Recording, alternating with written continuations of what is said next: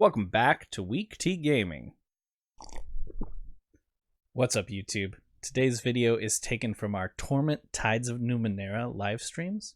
If you're not familiar, Torment is an isometric RPG that includes a lot of reading, so please sit back, enjoy story time, and give us a like or a comment on the video at the end.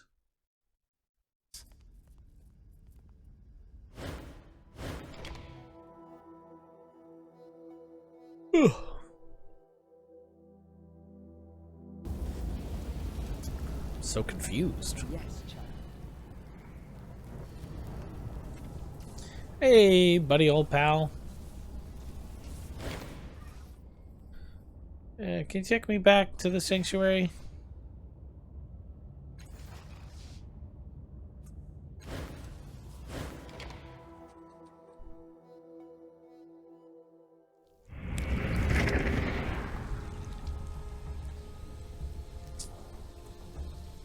In this world, then.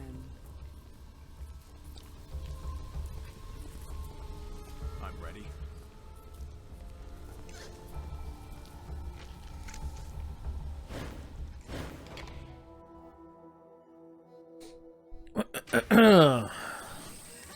Let's go. Let's play in the mirror some more. Examine the small oval mirror. Pulsing blue star beneath your forehead expands as you watch. Oddly enough, it feels like it belongs there, like it was waiting to be discovered. Motion draws your attention to the other two mirrors. In them, you see very different reflection of yourself. Pale clouds of blue light surround your hands. Feathery tendrils trail from every fingertip, flicking at the air. You raise your hand, your reflection does as well, and suddenly your head burns with the ache of the radiant object within it.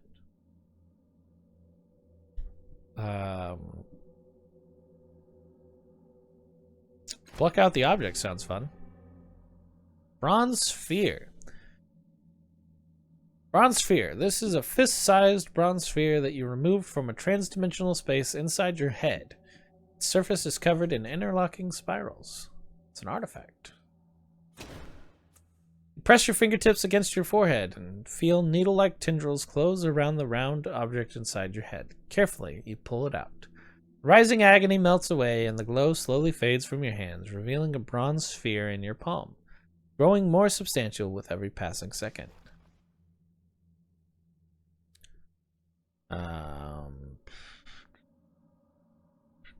Determine the purpose of the tiny lenses. You mentally draw the attention of the tiny lenses, feeling the pull of their eyeless gaze on your skin. In their reflection, you see an idealized version of yourself, stronger, smarter, faster. And in a flash, you understand they can change you, improve you. But a few of them are growing cloudy under the strain. You should act quickly.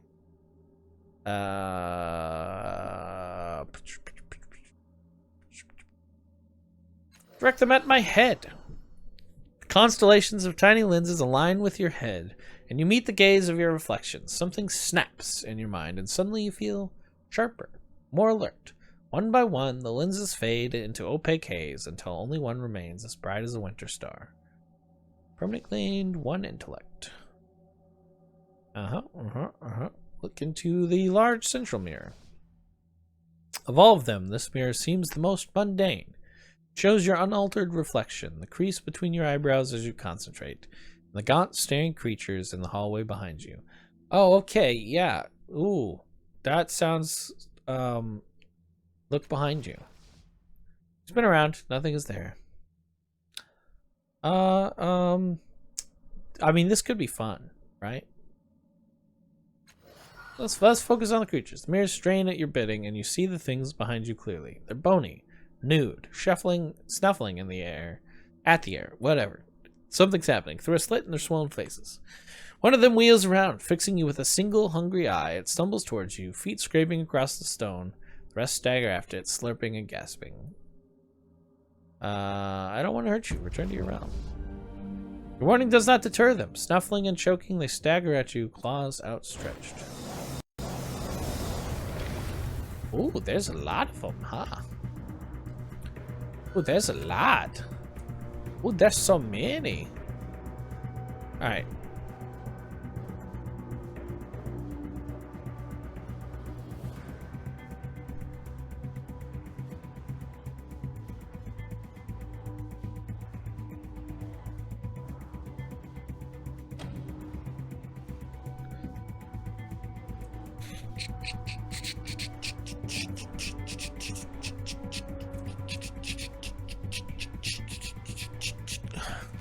Go stab that thing.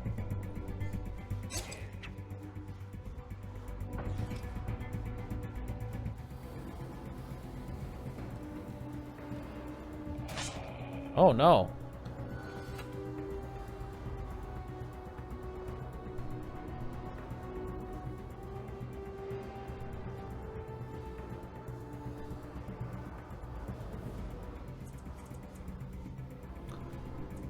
What do I got?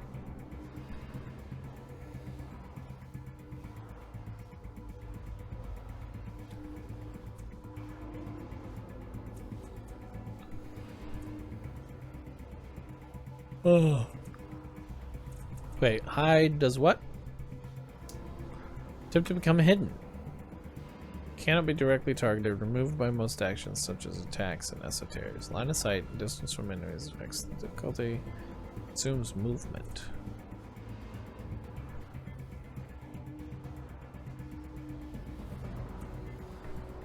Power source. Conserve the next time for use. Panoramic capture ball.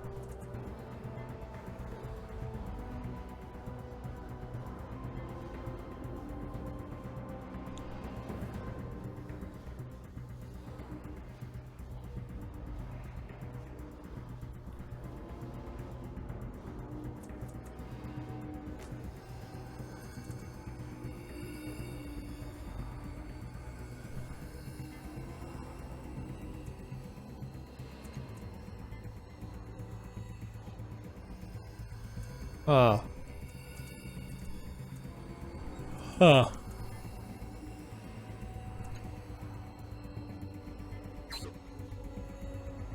No line of sight.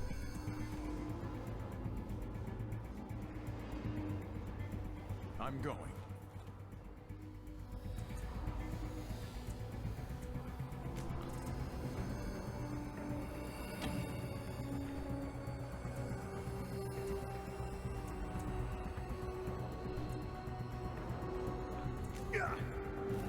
You've already lost.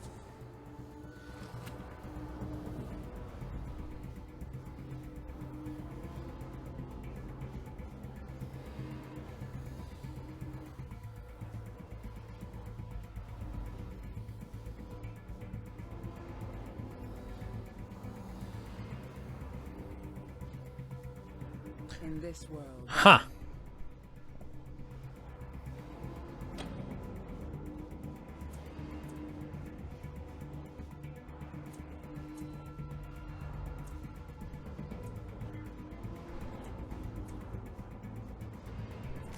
Shoot it.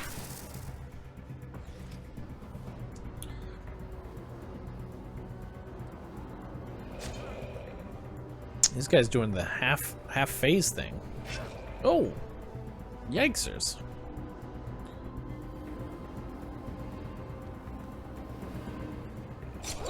Oh boy. Give a man some elbow room, will you?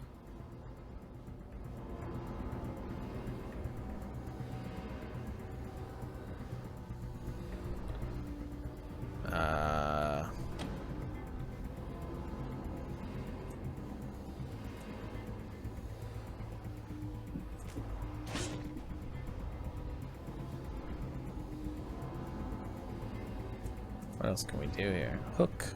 Target a creature in a snare. Target. Grappling hook and pull them towards you. Faint.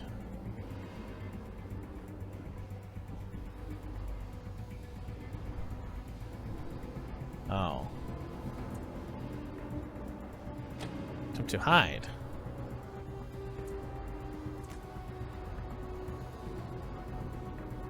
Oh, he may have actually hidden. It's funny. Full phase.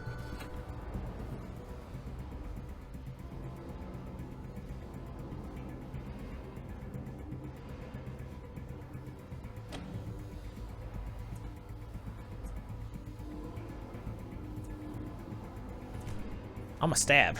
That's the last time you'll touch me. They think they have me surrounded.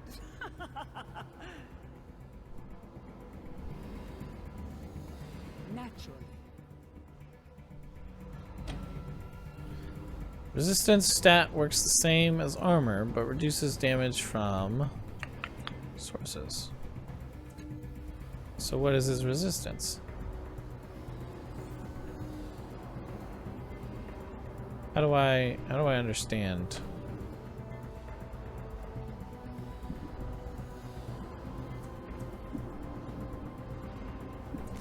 Which world is this? Wait, what?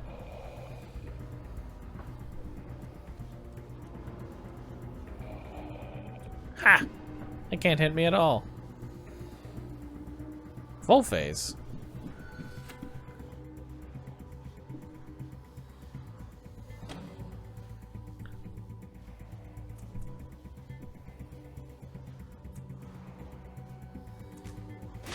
Cha!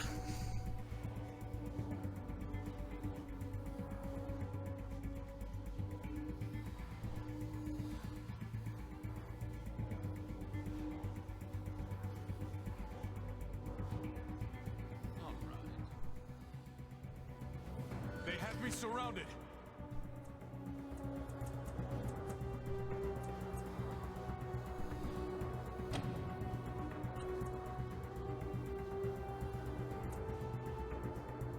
Stab! I missed. No, don't miss.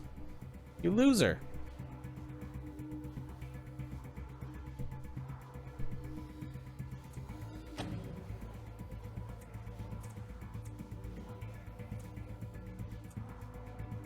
No, I don't wanna try to hide.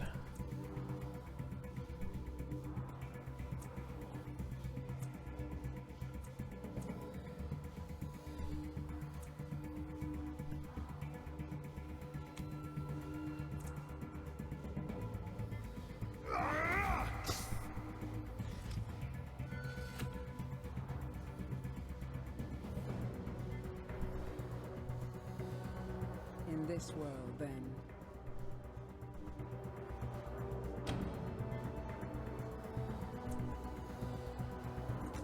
How did that happen?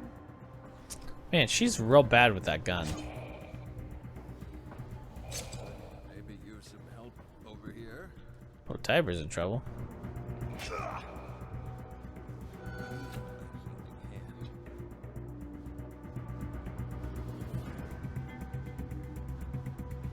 What you got? Oh, that's probably not a great idea.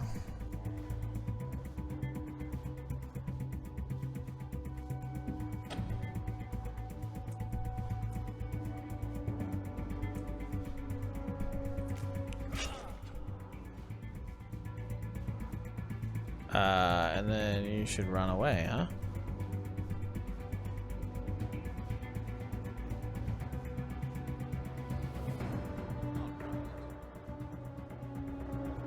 They have me surrounded.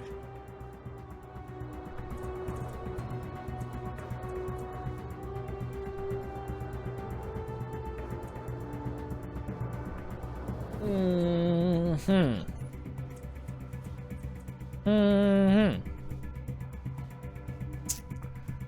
Mm-hmm.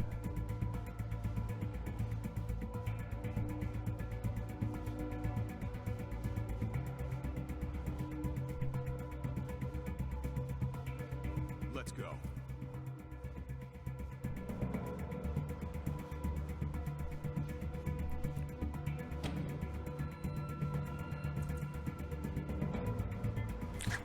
You dare strike me?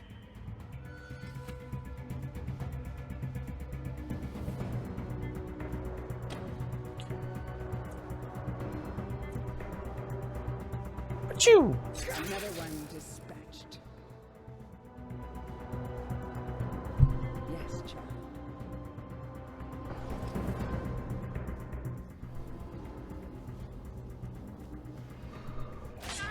Ow! That's a big ol' hit. Not very nice.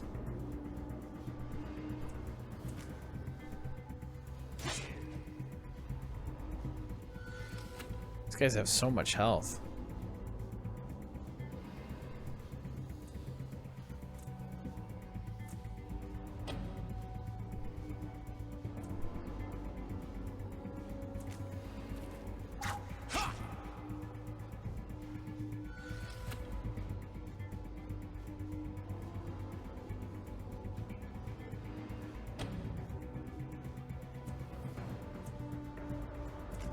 How did that happen? Man, she misses a lot.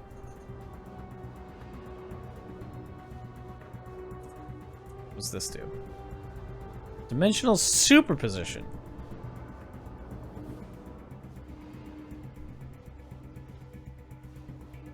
Oh, I should have used that, huh?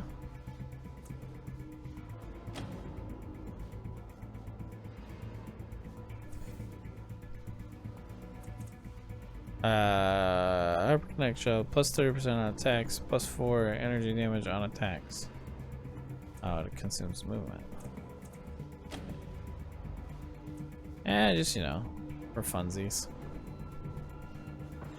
Alright, there we go. Cut him down, Tiber!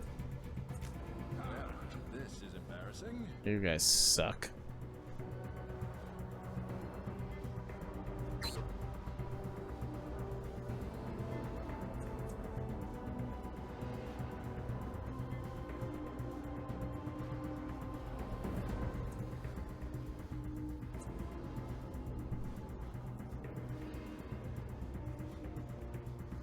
Oh. Oh. Oh.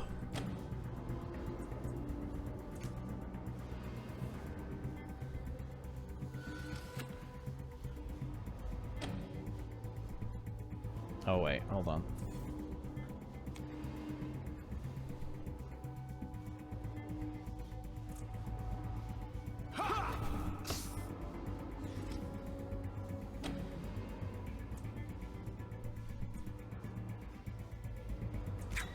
Didn't see that coming.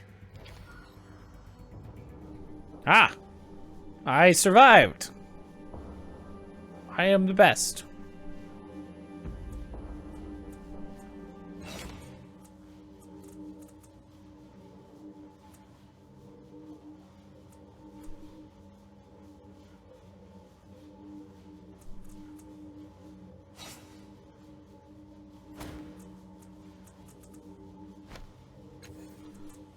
I think we should use this. Thank you, dear. That feels better.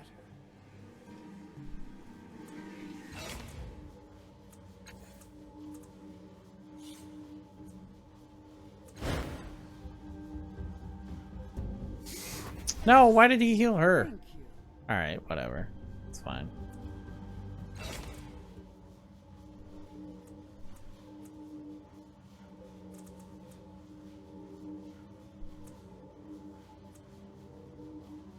Huh.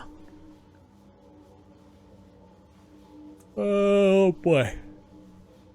Yep. Yep, this is all very interesting.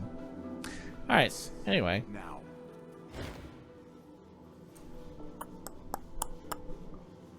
Okay. Leave the lenses alone. Can we loot these corpses or? Of course.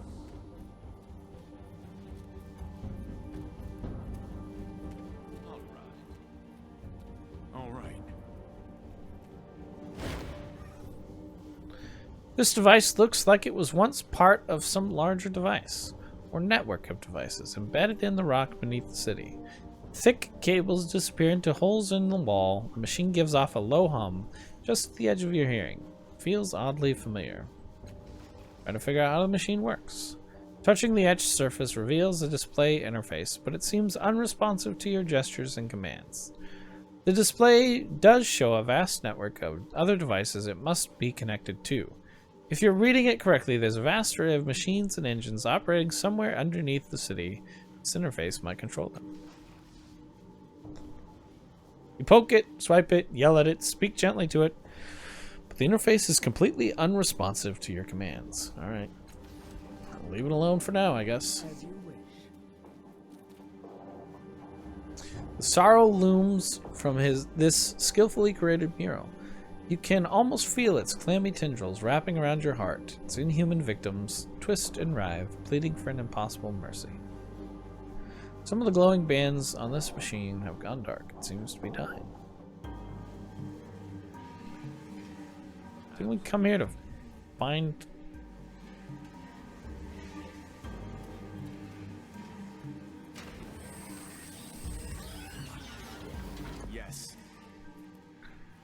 What have I actually accomplished in here? Not much. Of course. Oh, loot.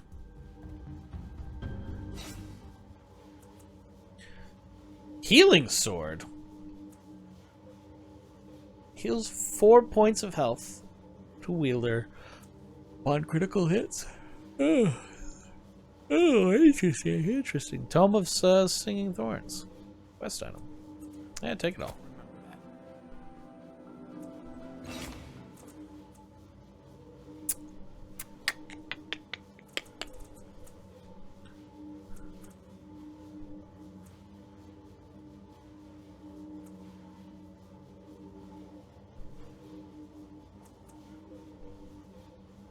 I need a better weapon.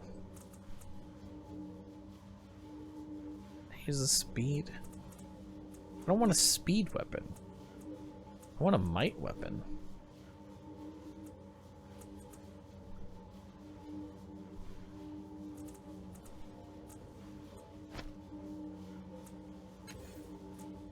Ugh.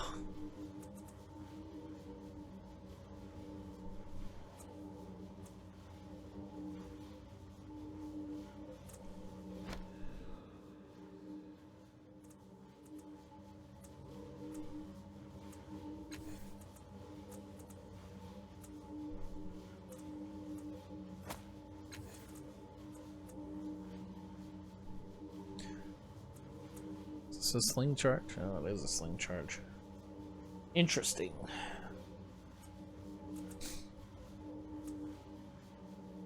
Wait, can I have 4 people in my party? Have I been unnecessarily hampering myself with 3 people? Am I dumb? Don't answer that last one. Let's go. Without doubt. Ready.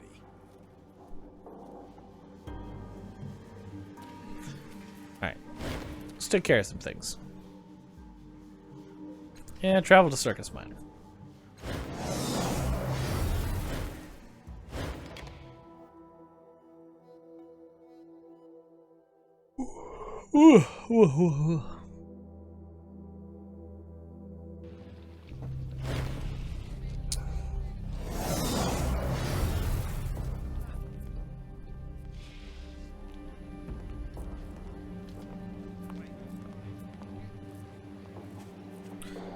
Felinda.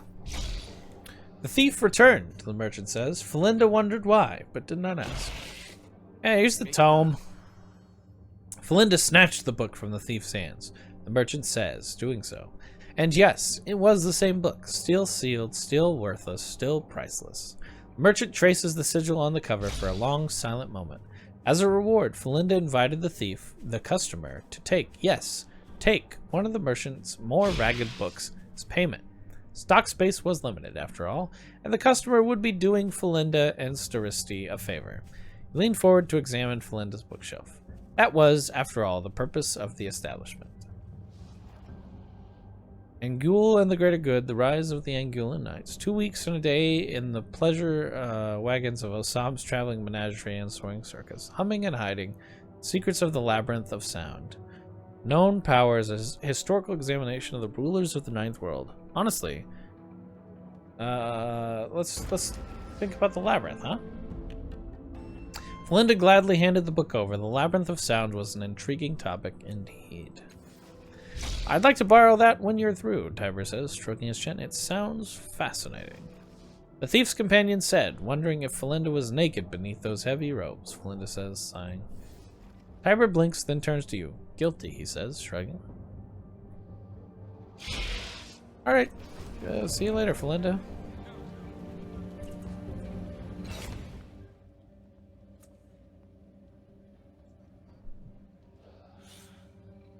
Oh, man. Oh, my gosh. It's a lot of reading. Can't be arsed. More reading. Still can't be arsed.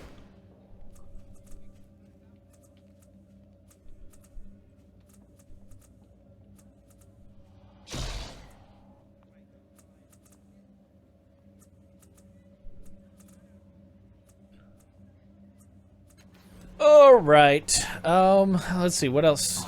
Oh, let's go see. I think we go see Rin. Yes. We see if Rin will join us.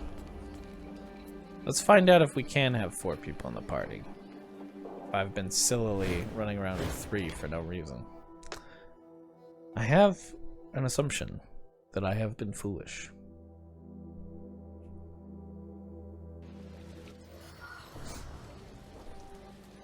Yes.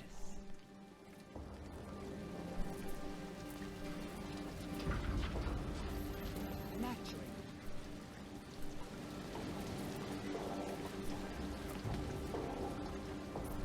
Natural. Rin, let's talk. You should come with me. She looks at the tiny nook she was hiding in the back of you. Where are you going? I don't know.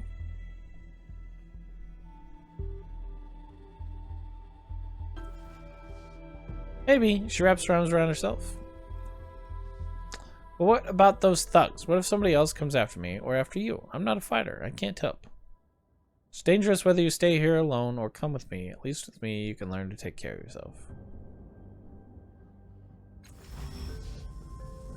I guess so. She sets her jaw and nods. Alright, I'll do it. Of course. Yeah, I can definitely have 4 people in my party. And I am just a fool for not understanding that previously. She's bonded a polished rock? It's a choice. Should we? I think we give her a gun. I think that's the right choice. Give her a gun. Make yourself useful, Ren. Oh, she can carry a pretty good amount of ciphers, too. Without doubt. Wait, there's something over here that I'm supposed to... With alacrity. Is it this guy? How many of you are there exactly? Imagine the largest number you can think of. Multiply it by itself, as many times as itself, and you will have gotten very nearly halfway there. I didn't think it was possible, but you just made my head hurt more. With alacrity.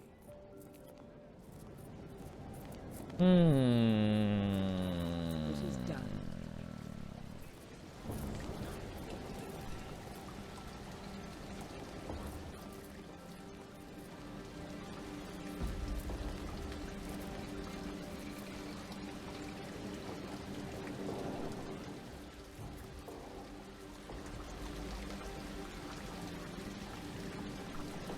So this protrusion eludes you, but the fact that there is one of them lined up with each outlet pipe emerging from the cliff wall can't be coincidence. I agree. I feel like there's a... Alright. Bring Rin back to Tolmager. No, I don't want to do that. Circles in red. Track down the murderer. Yeah, sure. Call to war... Ashen limitation.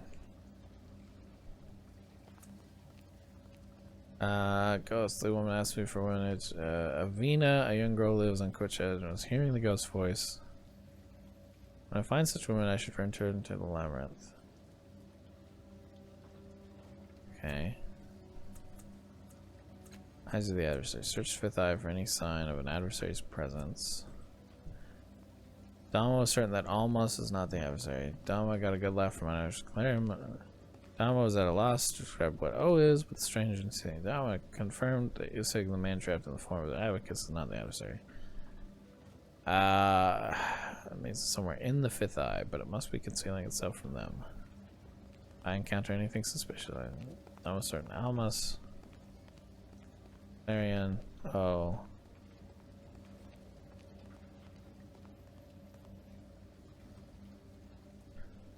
Dama told me Ghostly Owner is not. Dama seemed to be familiar with Sir Arthur, and he assured me that Arthur isn't. Oh, yeah. Hidden enemy. Tell Lord Wuntkin where the Stickus is hiding or find a way to help it escape. One true love. Search the caravanserai. Evidence of Percy's whereabouts. Servant of the Tides. Discover Ohm's purpose. Creature I freed from the changing god's mirrors is called Ohm, a formless being with an unknown purpose. It has one at all. It may benefit me to take it with me as I travel and inspect it when I can. Shapeless creature in the mirrors has somehow found its way into my mind. I don't know what it wants. Yeah. Check. Tell Mary, an old friend of the changing god, has been investigating. Oh, yeah. Sorrow's Prey. Alfie Sculper. Investigate the victim's house in Cliff's Edge. Ah, I should go to the victim's house. Cliff's Edge. All right.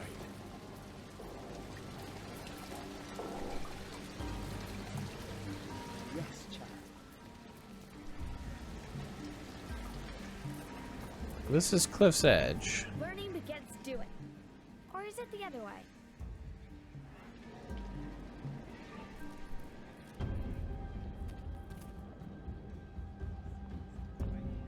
With alacrity. Okay, so that's not the house.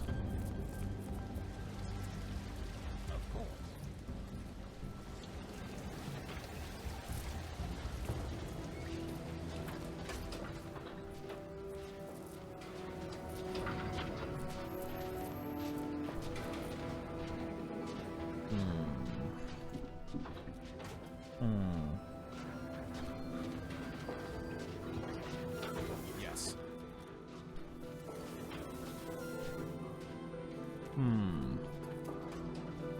Hey, buddy. Stickus is still cowering in the trash. It watches you fearfully. Not hurt, only hide. I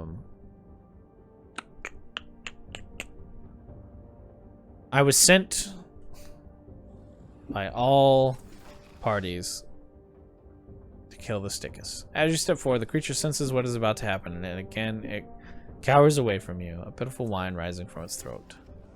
Going to kill it? Rin stares up at you, shocked. It can't defend itself. Can we just tell that lord that it's harmless? Sorry, Rin.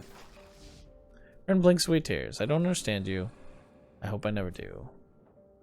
I'll remember that. Backed into a corner, the pitiful Stickus groans frantically, but raises its deformed claws to defend itself. For all its bulk, it's an empty threat. Bat its claws away and knock it to the ground. Lift your foot and drive your boot through its weakened exoskeleton, splattering its juices across the garbage heap. Its scent glands burst, filling the air with a riot of pungent chemicals. Oh my goodness, you wipe your fouled boots off in the garbage. The Stickus body is already attracting vermin. Took 22 damage to health pool. I'm gonna fall over dead.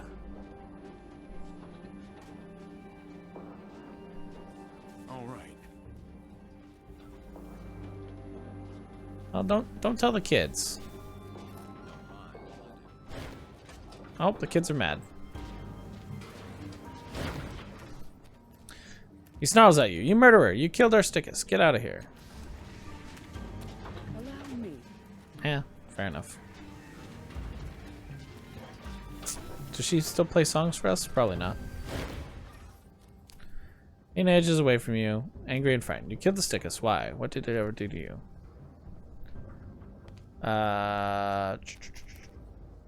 Couldn't take care of itself. I know it couldn't take care of itself, but that was no reason to kill it. We would have looked after it. She hangs her head. What do you want?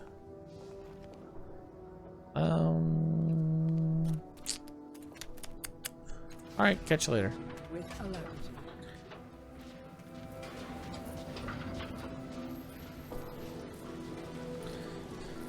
Hey, is there a reward? He smiles as you approach him again. Ah, the likely one is back. And you returned a hero. I heard how you dealt with the Sticka. Fine work. Shakes his head. Sadly, the rogue Stickus we have been hunting here is still large. I don't suppose you spotted it. Killed the Stickus. His eyes narrows. If you have truly done this, then I must chastise you, officially. For no one should take the law into their own hands in a civilized society. Personally, I must thank you, for you have done that what neither I nor the citizens of this district have managed to do. However, others have claimed such things and lied, so forgive me if I verify your account. Turns to the crowd. Citizens, this man claims to have killed has killed the rogue Stickus. Go and make sure he is telling the truth. The cries of excitement, the crowd turns and runs for Fifth Eye.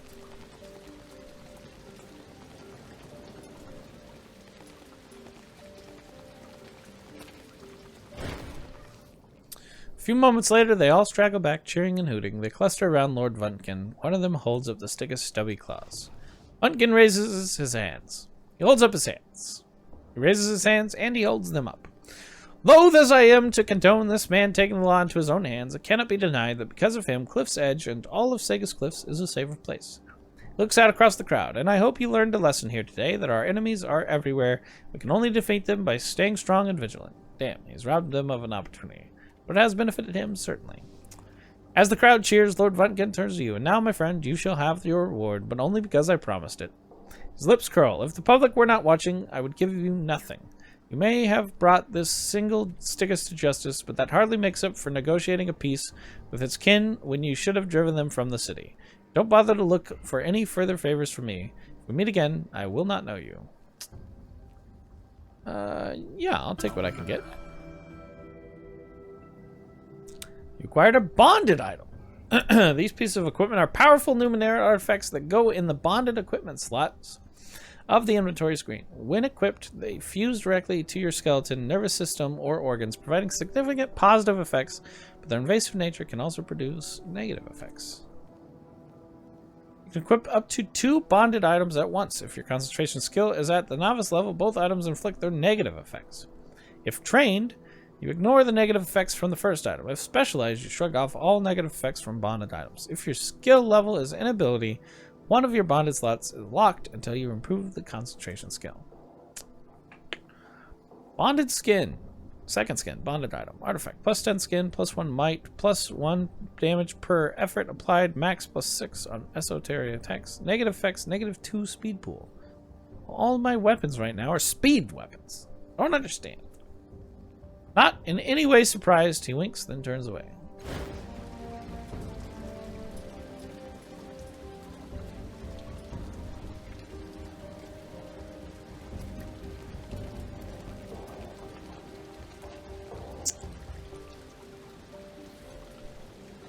We shall see. Does this guy talk? Nope. Okay.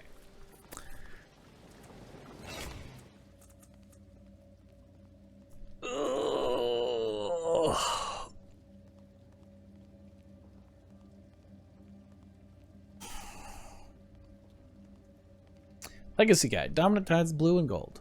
Blue tide represents wisdom, reason, and enlightenment. People attuned to this tide seek information and the preservation of knowledge in all forms, whether scientific or spiritual. Scholars, teachers, guides, mystics are often attuned to this tide. The gold tide represents empathy, compassion, and sacrifice. People attuned to this tide consider the needs of those they care about to be greater than any other consideration. Martyrs, philanthropists, avengers, and guardians are often attuned to this tide. I'm an intelligent nano who masters defense. That's my current naming structure. Concentration +1 training, +1 training level and concentration skill. But where abilities, details, concentration is increased. But I don't have concentration. I don't understand.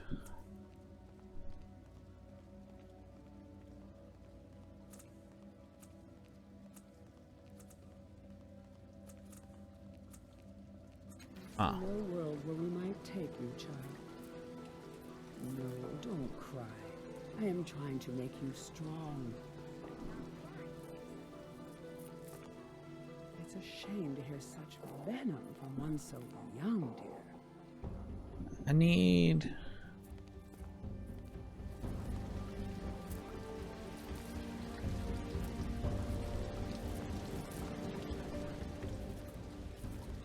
Here we go. This is the house I'm supposed to interact with. Salty air only partially mutes the cold of putrid sweetness. Cloud of putrid sweetness clinging to this jumble of fallen wood, stone, and iron. Till recently, this was someone's home, but the unstable ground must have caused it to collapse. Search the rubble for clues. You shift aside broken pieces of furniture and small pieces of rubble. You find nothing of value. After a short while, you realize what has happened. Someone has already picked through the ruins and taken the more accessible valuables. Stand back, concentrating. Nothing about the pile of stone is familiar, but the view from where the door once stood, boundless horizon falling into the sea, is. Updated my journal. This appears to be the house where the cast-off once lived, but either he left no clues of his identity or they were taken by the scavengers. It might be helpful to ask around the area and see if anyone spotted someone looting this house. Study the horizon.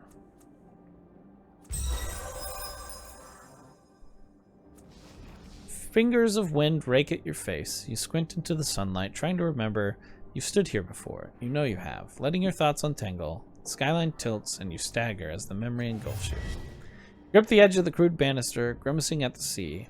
The calm of the scene no longer touches you as it once did, nor, you realize, does this body. You smile at your own impatience. Your restlessness must rival the ocean itself. Making a note. Gust of salty air bears the memory away in ribbons, leaving your mind aching and dry atop the ruins of the house. There's little doubt now, the changing god and the cast-off killed by the sorrow once lived here. Yeah, let's dig. Let's use our might for some good.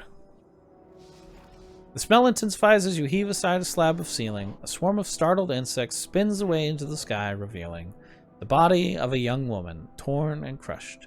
An invisible hand rips the air from your chest, the strength from your legs. You fall, feeling a presence close around you, a heat on your back. Who's there? Your words are a whisper. You can barely breathe now, and the heat fills you like a fever.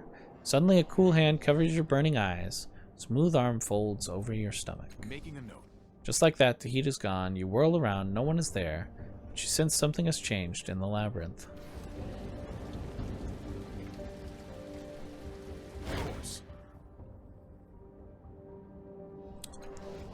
Anything else of interest? You rummage through the dust piles. Yeah, nope. Big clean. Okay. These the Fates? The three sisters? The Fates? Hello? Squirms. Not much of a talker. I like listening. Itasi. Yeah, sure. Surprise briefly registers on the cultist's face when she sees you. Then she slightly inclines her head in respect. Greetings, beloved vessel. How may I help you? I think someone may have looted that ruined house against the cliff. Did you see who it was? Yes, the cultist says. A mischievous expression crosses her face. But I wonder if I can convince you to share something with us in exchange for your help. Our help. She ignores the startled looks from her fellow cultists. Will you tell us about your birth? I awoke miles above the world, falling to my death. Can't be serious, she says, glancing. True. Without getting into the particulars, I survived the fall and came to understand myself. Amazing, she says, shaking her head. None of you were lucky enough to wake up in bed, were you? She clears her throat. Well, a deal's a deal. I'll remember that. We did see something looking around the rubble before you arrived, she says, glancing toward the pile of rubble. Dirty children, orphans perhaps, were digging through the ruins. I believe they took some food and valuables, but we were trying not to stare. Who lived in that ruined house against the cliffs? Cultist glances at the others. They shake their heads. A man, she says. But we do not know his name or where he is now. He always took great care to avoid us. Seem less deferential. Not all of us revere your father, she says carefully. We simply honor him for his boundless wisdom and bottomless knowledge. We wish to emulate him. She clears her throat. But worship him? No. Alright, well, have a nice day. Allow me. So the kids stole from the house. So now we have to go murder the children. I'm just kidding. I bet they don't even talk to us, honestly. Hey, Zeb. Buddy. He snarls at you. You murder her. You kill her. Get out of here. Yeah, see? That's what I thought. Avina? Someone saw children playing in the ruins of a collapsed house. Was that you? I had a feeling you were smart. Not like most grown-ups, she shrugs. Zeb and I rummaged through the house for something to eat.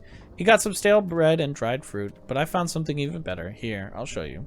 She pulls something small out of her pocket. It looks like a metallic cube, but there is something strange about the geometry, as if you weren't quite seeing it in perspective. It's a trick box. I don't know why, but it just felt right when I picked it up. She twists it gently this way and that, but the box remains sealed. You can faintly hear something rattling about inside. I haven't figured out how to open it yet, but I will. I need that. I didn't steal it. I found it. She snatches it back, but after a second she slumps and holds it out again. But I guess if it's somebody else's, they should have it. It's for a good cause, I promise. She sniffs in a little as you take the box. Okay. I'll remember that. Pulling her eyes away from the box, she looks up at you. Was that all you wanted? Yeah, I guess. Guess that's all I wanted.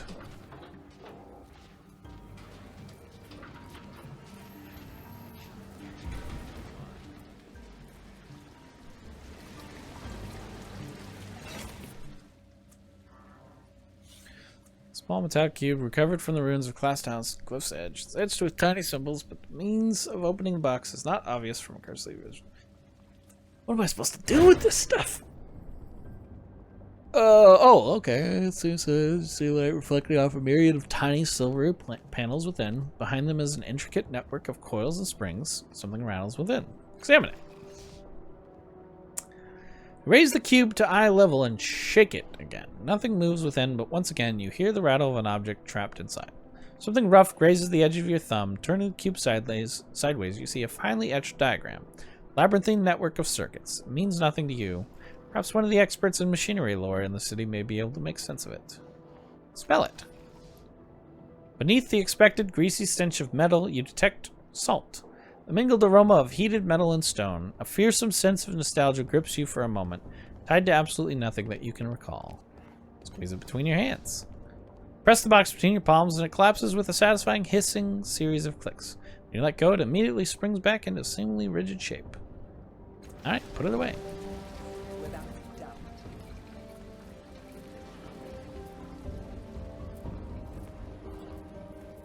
Let's go.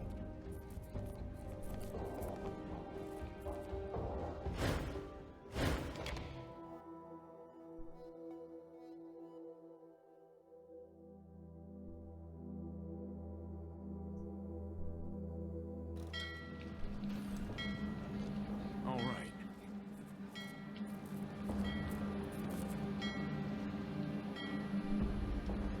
Ready.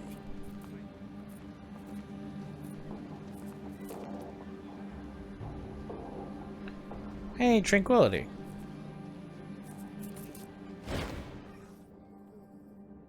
Can you put me in a trance real fast? Certainly. Now that we know it is safe and beneficial.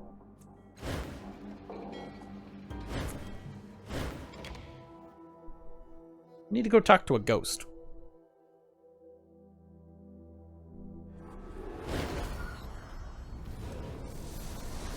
I'm going.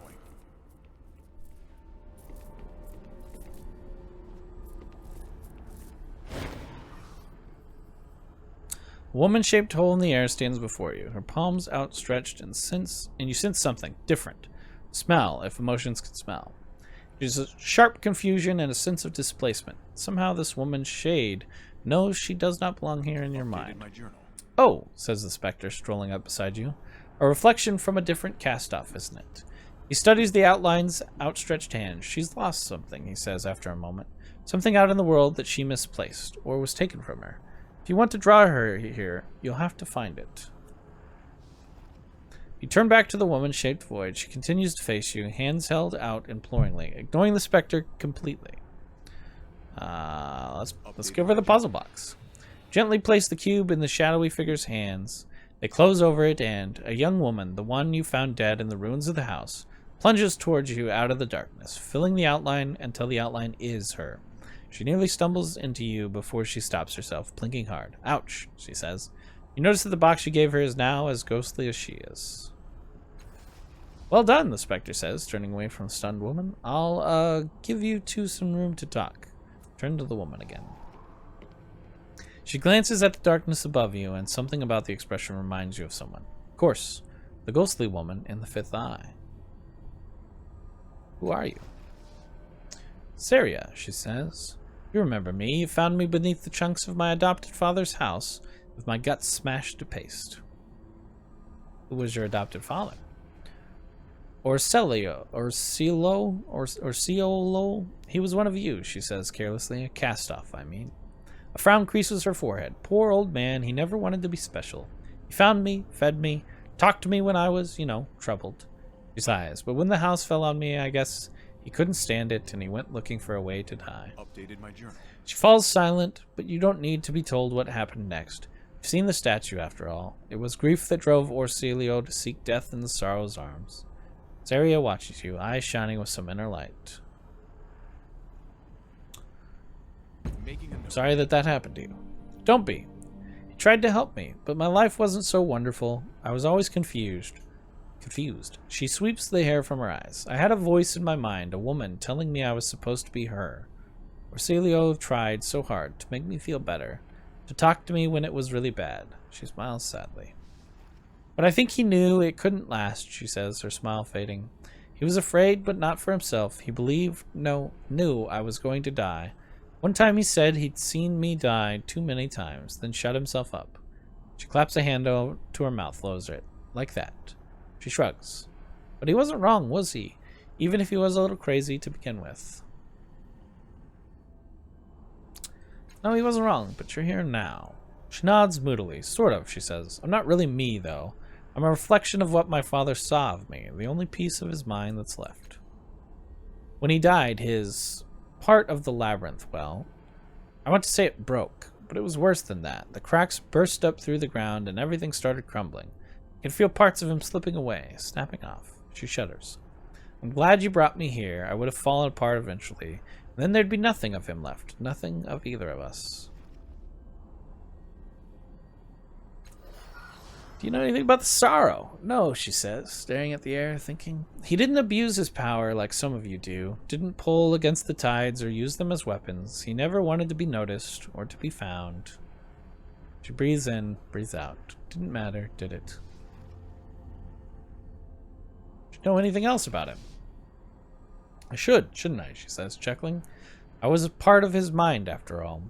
She passes a hand over her forehead absently, leaving her ghostly eyebrows completely disheveled. But no. If I focus, I can see the other women he took care of. The ones that looked like me, I mean. But it's like looking through dirty glass. I think that means he didn't want to think about them, or couldn't. She shrugs, looking away. I don't know why he spent all that time caring for us. Guess I'll never know for sure, but all right. One time I asked him what his tattoo meant. Atonement, he said, but not, dramatically. Said it like he was saying his name, like, she pauses, rubbing her forehead again. Like it was everything he was, like if he couldn't atone for, whatever it was, there was no reason to exist anymore. She sighs, but I don't know why he started, and I'll never get a chance to ask him. Grinning again, she rolls her eyes, and that's it. That's all I know about the man who raised me for years. Kids, huh? What does the puzzle box mean? My father gave it to me, she says, beaming down at the ghostly version of the box in her hands. He said it was a very old puzzle, and that solving it would help me. She chuckles. I never did, but fumbling with it made me feel better. I always had the feeling that the pictures on it might mean something. But that was as far as I got. I'll be here, in your head. And she is. You abruptly feel her presence inside your mind as if she's always been there, a new weight behind your temples. Something has happened on an instinctual level. You've established a bond with this reflection. Some of her gifts are yours, and you feel stronger for it. However, this link fully occupies a corner of your mind. You may be able to forge connections with more than one reflection in the labyrinth, but not many.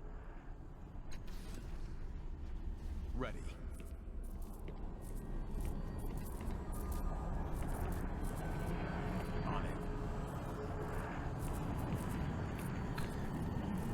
I don't remember where this portal goes.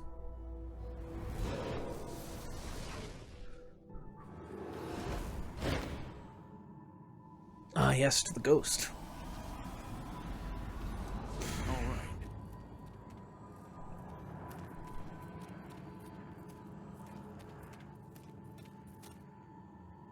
That's the ghostly woman. What's this? Vina.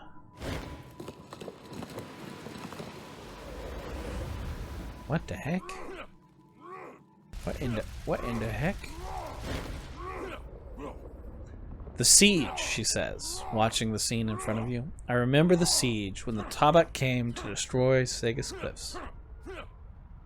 You remember it? I think it happened a long time ago. Did it? I'm only a broken memory, apparently. What do I know of time? A wry smile plays on her lips. After a long, quiet moment, she nods as though coming to a decision. I was there. I remember the screams, the terror. Taubat came, many of them mounted on their Dragovits, each of them with a stranger, more terrifying weapon than the one before. Segas should have fallen, like Xinhua and Aika and 100 villages before us, but it didn't. We fought them off. It's coming back to me. These are my memories. She shakes her head, but what does that have to do with the other women? Don't know. There's more to the story. I need your help to find it.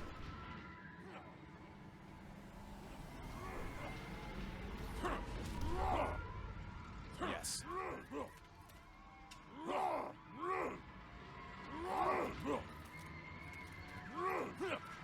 Ready.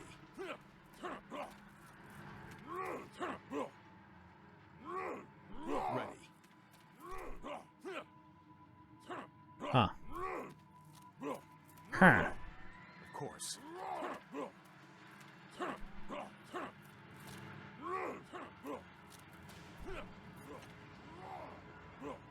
Yes.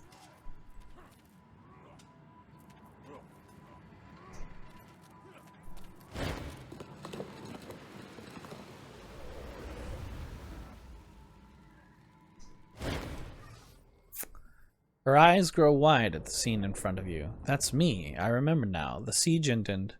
The Taubat were driven back, and I was among the survivors. But she places a hand on the surface of the chamber. I didn't exactly survive. One of the Taubat's weapons made me sick somehow, in my mind. My father was an explorer and a tinkerer. He knew something about the Numenera. He put me in there to protect me.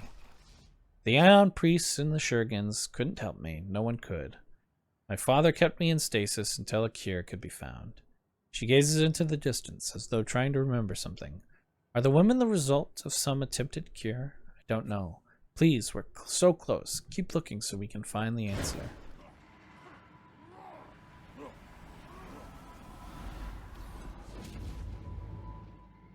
She looks so real. Her chest moves up and down with each breath. It's strange to see the ghostly one both inside this chamber and out of it.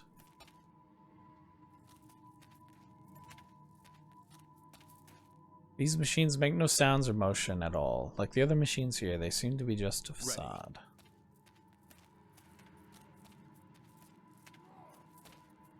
Ready.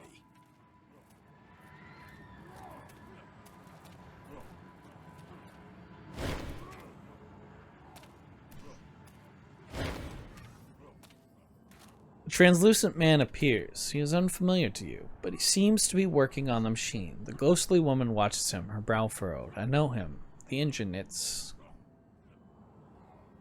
Who is he? I think he's my father. She tilts her head. The memories of this place must be fuzzy. He doesn't look right, but he feels right. I'm certain it's him. She reaches out for the translucent figure, but her hand goes right through him. She calls out, Father! Father! The man continues his work as though she weren't there. The ghostly woman sags. I'm invisible to him. You! She places a solid hand on your shoulder, her eyes suddenly lit. He used that machine, that probability engine, to recreate me and other women.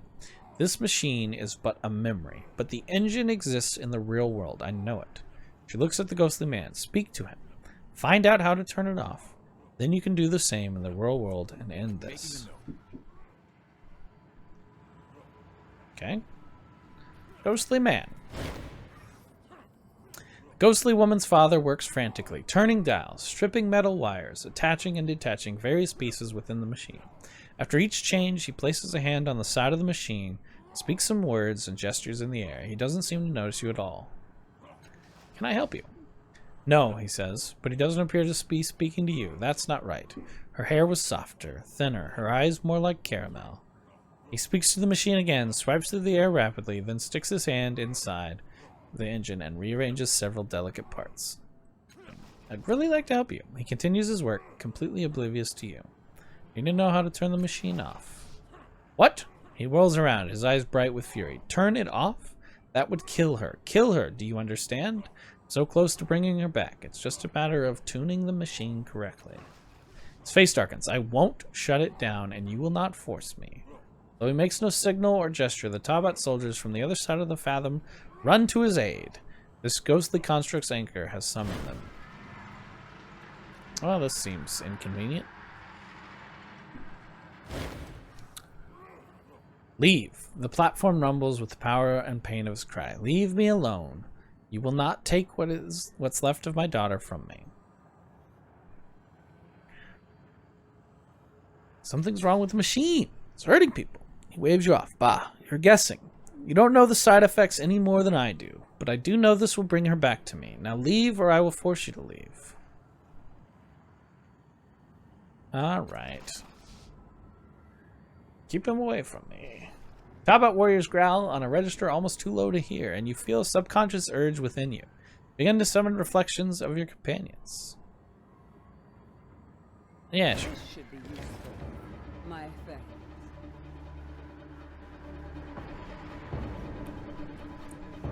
I can't die. Well, that's sort of inconvenient that that thing just freaking torched me. Of course.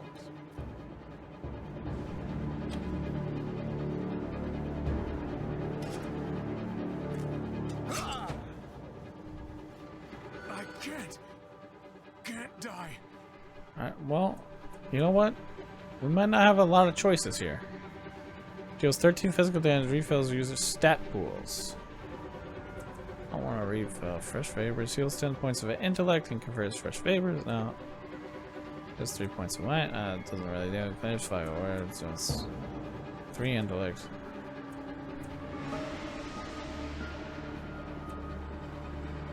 Onslaught.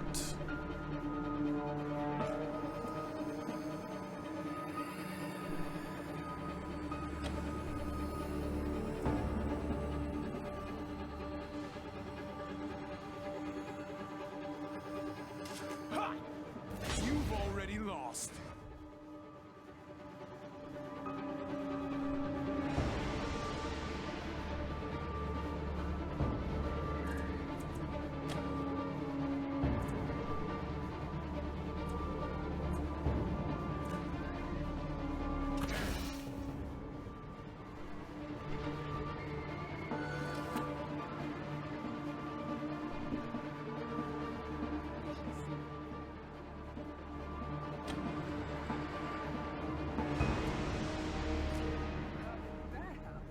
What?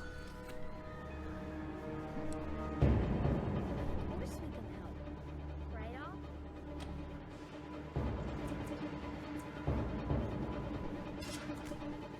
That would work. I think I'm gonna lose. Can't die. I died.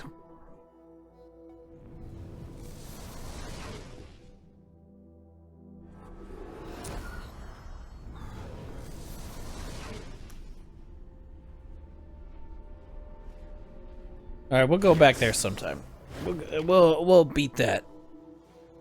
We'll beat that.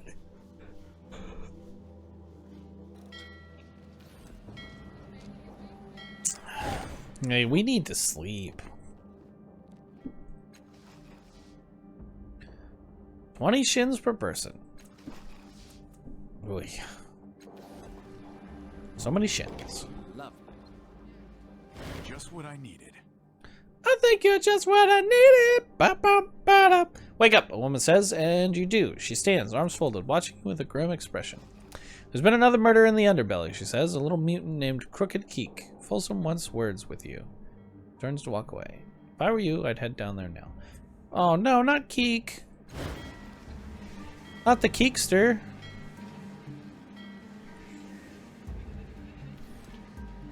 Bro, not cool. Not cool. Very unhappy with the death of Crooked Keek.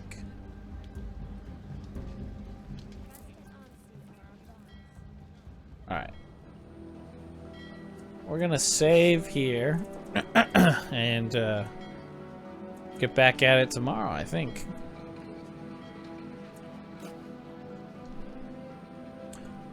So, thanks for coming by, watching. Anybody that did, I hope you enjoyed yourself. Hopefully see you back again soon. Bye. This has been a WeakT Gaming video. Make sure you subscribe to the YouTube channel, punch the little notification bell, maybe give us a like or a comment, and you know what? You have a nice day.